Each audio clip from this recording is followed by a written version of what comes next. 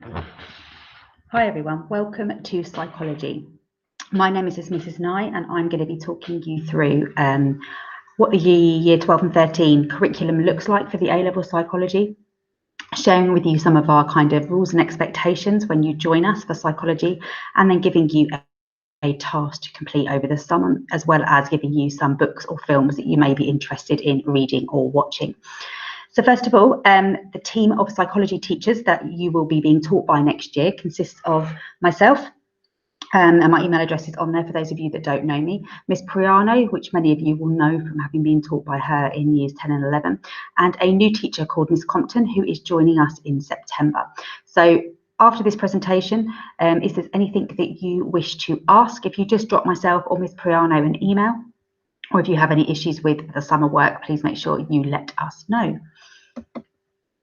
Okay, so the curriculum is assessed by 3 exams, all at the end of year 13.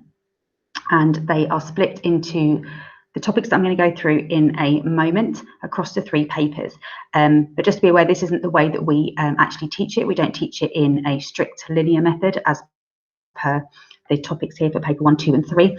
We teach it in a slightly different way. So you won't be starting with all of the topics on paper 1, for example. So paper 1 is known as the introductory topics paper, and it is 2 hours and worth 96 marks, and as with all of the papers is worth 33% of the A level, and consists of multiple choice, short answer and extended writing.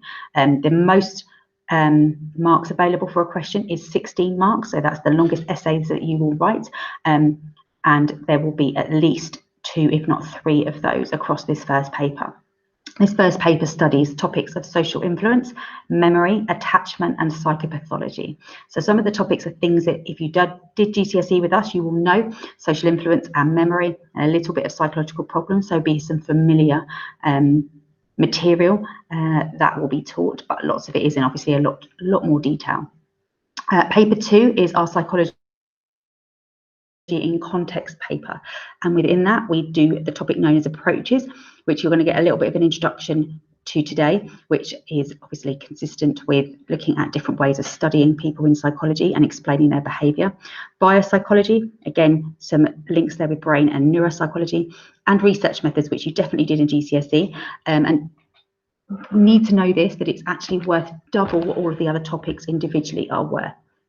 So each of the other topics are worth 24 marks in the exam. Research methods is worth 48 marks on its own in paper 2, but also research methods questions come up in paper 1 across any topic and paper 3 across any topic. So by the end of the exams, you will have been assessed on research methods for 25 to 30% of your whole A level.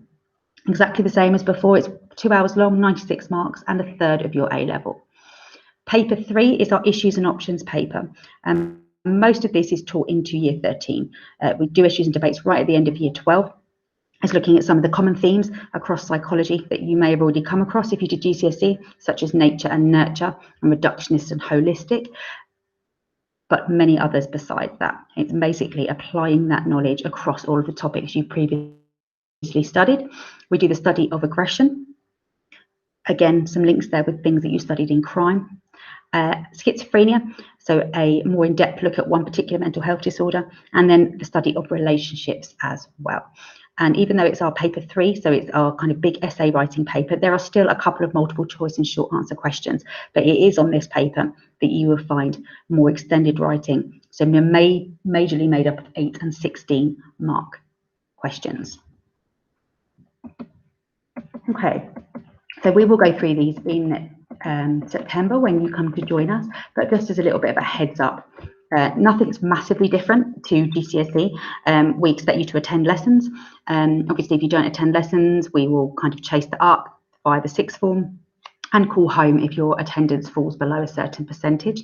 And I will always drop you an email if you're meant to be in my lesson and you're registered in school. We'll always try and make contact with you to find out where you are. If you are absent for any reason at all, it's up to you to catch up independently. You can't be leaving lessons and not catching up every single time. I would expect that you would either check on the learning platform using the list of lessons to help guide you, kind of what is it that you were there last for, what looks like it's coming next, and find that PowerPoint available on the learning platform. And obviously speak with other members of the class. If there's anything additional that you may need, you can then come to me and ask, or Ms. Priano or Ms. Compton, and ask for specific worksheets or activities that were given out. Really important that you don't come to the next lesson unprepared, okay? But please don't just do a blanket email to the teacher asking what the lesson was. Make sure you explore other avenues first to find out the work.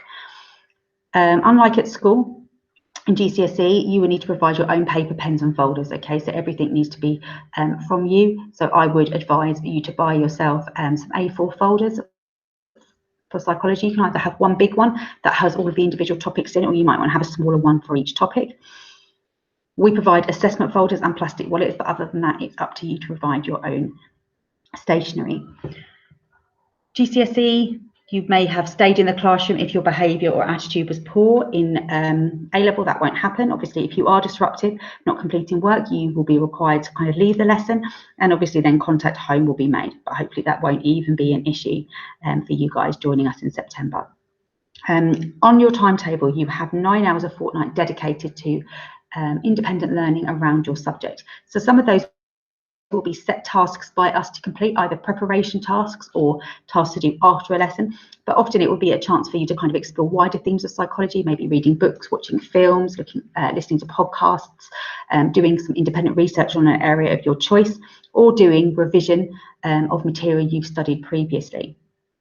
And prep work checks to check on the amount and the quality of that work will happen every 4 weeks or so within the classroom, where you will be required to show a log that you've been given and evidenced the work that you have done in those prep times.